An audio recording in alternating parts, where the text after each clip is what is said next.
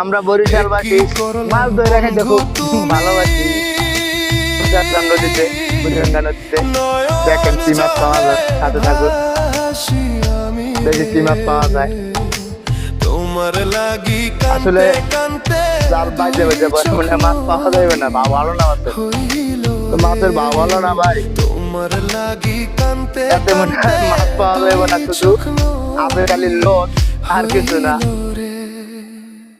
কোনো মাছ নাই। শুধু শুধু শুধু আসলাম ভাই, মাছ নাই, কোনো মাছ নাই। একটা আইছে মনে হয় সম্ভবত শাকার ফিশ। এই যে চাঁদের আলো ঘরে আসে, এইটাকে বলে শাকার ফিশ মাছ। বন্ধু নাই এই যে যে আমার পাশে, একলা আমি শাকার ফিশ। তোমায় ছাইড়া থাকি কেমন।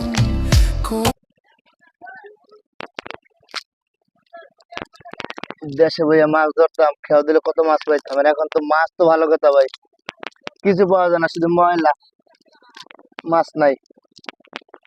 এই যে দেখেন, কারো